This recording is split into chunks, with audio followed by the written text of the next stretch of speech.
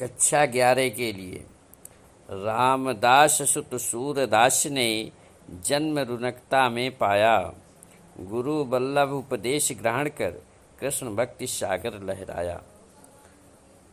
हिंदी साहित्य में सगुण भक्ति धारा की कृष्ण भक्ति शाखा के कवियों में अष्टछाप के कवि ही प्रधान हैं और उनमें भी श्रेष्ठतम कवि हिंदी साहित्य के सूर्य सूरदास जी हैं।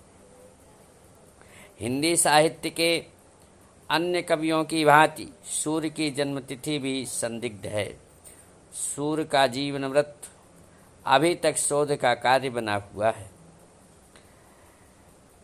अनेक साक्ष्यों के अवलोकन के उपरांत सूरदास का जन्म संवत 1535 विक्रमी अर्थात सन 1478 में वैशाख शुक्ल पक्ष पंचमी को माना जाता है।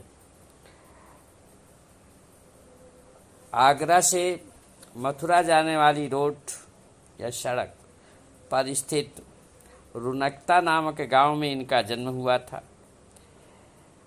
इनके पिता का नाम रामदास था।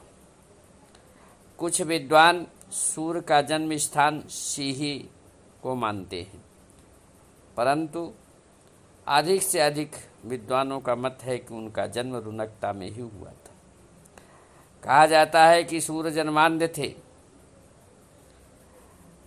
अनेक विद्वानों ने भी माना कि सूरदास जन्मांध थे, परंतु किंवदंती के अनुसार इन्होंने एक सुंदर युवती को देखकर अपनी आंखें फोड़ दी थी।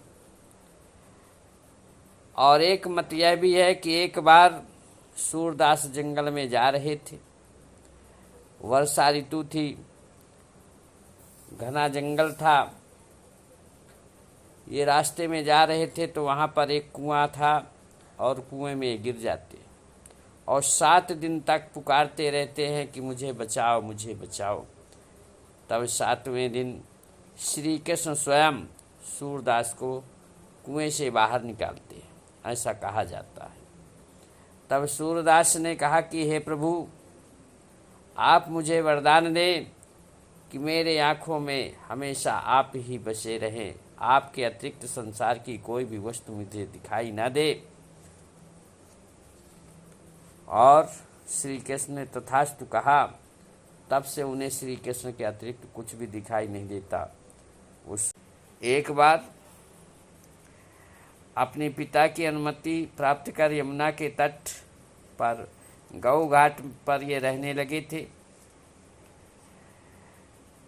वृंदावन की तीर्थ यात्रा पर जाते हुए इनकी भेंट महाप्रभु वल्लभाचार्य से हुई, जिनसे सूरदास ने दीक्षा ली। वल्लभाचार्य जी इनको अपने साथ ले गए और गोवर्धन पर्वत पर स्थित मंदिर में अपने आराध्य श्रीनाथ जी की सेवा में कीर्तन करने को नियुक्त किया।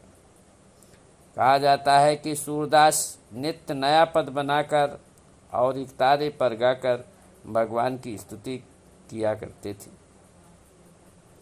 कहा जाता है कि इन्होंने 1,25,000 पद रचे थे, जिनमें से लगभग 10,000 ही अभी तक उपलब्ध हो सके, परंतु यह संख्या भी इन्हें हिंदी का सर्वश्रेष्ठ महाकवि सिद्ध करने के लिए पर्याप्त है।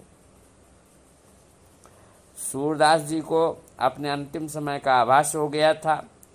एक दिन वे श्रीनाथ के मंदिर में आरती करके पारसौली चले गए और वहीं पर संवत 1640 विक्रमी अर्थात सन 1583 ईस्वी में इनकी जीवन लीला समाप्त हो गई। रचनाएं। सूरदास की प्रमुख रचनाएं सूर सागर, सूर सारावली, साहित्य लहरी है। इसके अतिरिक्त इन्होंने गोवर्धन लीला, नाग लीला, पद संग्रह, सूर पच्चीसी आदि भी लिखी है। सूरदास साहित्य जगत में सूर्य के समान ही हैं। हैं।